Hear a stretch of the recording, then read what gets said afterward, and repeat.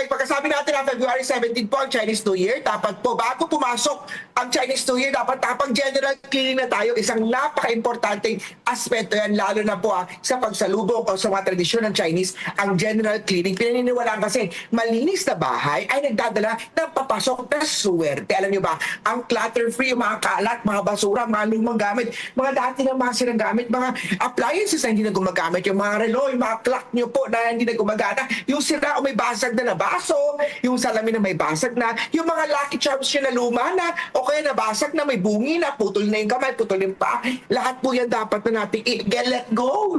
Yung mga bigay sa'yo ni ex mo, naku, nakatago pa rin, kaya naman pala hindi ka pa magka-love life, kasi naman, hiniisip mo, lagi mo pang nire-reminis, lagi mo pang namimiss ang love relationship mo. Alisin na yan. Dapat magsuot tayo ng touch o sabahin natin mag-touch tayo ng kulay blue. Ang blue kasi is the money o wealth element sa 2026. Yan po ang lucky color for 2026. Dapat mag-display tayo ng lucky charm na horse. Horse here, may horse ng lucky charm. This will bring in good luck. Alam niyo ba nakasulat dito sa upper capitalist yung Chinese nakasulat dito sa aking background. Mataw, siyangko, ibig sabihin po niya na may horse sa bahay nagdadala ng success ng victory yan. Kaya importante, sa bahay natin, sa tindahan natin, meron kayong lucky charm na horse. Yan. Also, 12 klaseng prutas to signify 12 buwan sa isang taon mo sa gana. Hindi na mawala dyan, syempre, ang pinya. Napunta ka sa Chinese community, sa Chinese na Chinatown, may kita mo may paper na pinya. May pakita mo may pinya.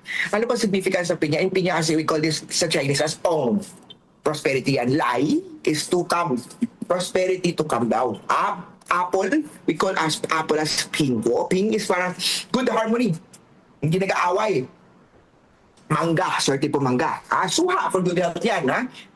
Orange, meron tayong ubas, meron tayong banana, masaras, hindi pilog ang banana, pwede po. Pakwan, basta may kulay itim na buto, kahit anong kulay ng buto ng pakwan mo, yellow or red yung pakwan, pwede. Melon, kung may mabili ka pa. At kung may mabili kang guyabano, durian, pwede rin yun. Matusok-tusok, pwede ba yun? Pwede po yun. Kung meron ka mabibili nga mga ano pa bang mga puto, any kind of fruit, longgan, kung meron kang lychee na mabibili, mas may nabili akong kalamansi. Pwede ba? Kalamansi or lemon, pangtapuyan ng mga misfortune, ng mga kabalasin. Alam mo, sa Chinese, we love fish, no? Lagi tayo may lapu-lapu. Any kind of isda naman pwede, no? Depende sa budget. Kung medyo maliit lang ng fish, pwede na rin po yan. Sa may tagupan, may malapit kayo may mga mga seafoods dyan. Yeah, any kind of fish po. Ano mong fish? We call this yen yoyi. Because every year daw po, meron ka na sa save. So pag lalagay ka ng fish sa pagkainan natin, yung savings mo last year, mas madami daw kumpara this year. Yung this year mo, next year mo, mas madami pa. Every year, yung nasa-save mo daw po, pabili kang property, nasa-save mo ng bank money mo, dumadami na lumalaki ang mga savings mo daw po sa bank account mo. So importante na may handa tayong isda sa pagkainan natin to celebrate to bring in prosperity, good luck, abundance sa ating buhay, sa ating bahay. Alam mo ba, maganda mag-dragon dance? Alam mo, ang dragon dance pumapasok ang dragon sa bahay, tindahan mo. This signify pagtaboy daw yan ng mga misfortune, ng mga kamalasan. So may dragon dance sa bahay mo ay swerte, malalakas na music, alam mo ba, ang maingay, masayang bahay ay effective na ang pagtaboy ng malas, buksan lahat ng mga ilaw. Sa February 16-17, yung main door natin, yung taasara natin, yung mga lugar na hindi na napupuntahan, iwan natin nakabukas para prosperity. Buksan ang bintana ng bahay natin para pumasok yung bagong fresh air. Also, yung mga dragon dance, swerte po yan. Yung mga loud pagpapaputok, huwag mo lang puputulin, huwag mo yung daliri mo, huwag lang mapuputol. Pero swerte po ang pagkakaroon ng maingay, masaya sa pagsalubong, dragon dance, lion dance sa bahay niyo po at sa negosyo niyo po. Negosyo this year, very walang pera ang mga negosyante ngayon, mga negosyo ngayon mahirap, competitive, magagaling masyado ang mga tao ngayon, kaya kailangan magaling, madiskarte. Ang negosyo may kailangan pa rin sa mga apoy, pagkain, although very competitive yan, posible magpatok yan. Social media, ang pag-vlog, ang paglalagay ng teknolohiya, yung kung mayroon ka mga programs, mga programmer ka, applications, maganda yan this year.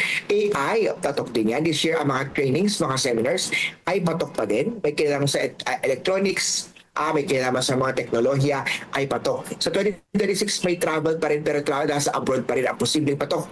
Sa pag-travel, nasa Pilipinas pa rin natin. Pagdating naman sa mga earth-related na mga business, mga real estate, medyo mag-slow down ng konti kasi masyado na silang marami. Yung mga capacity to buy, medyo mahihirapan ang pera. Yan po ang mga gabay, patnubay, prediksyon, sipag, tiyaga, determinasyon dahil ikaw mismo ang gagawa ng kapalaran mo. Nasa inyong mga kamay, nasa lalay ang inyong mga tagumpay.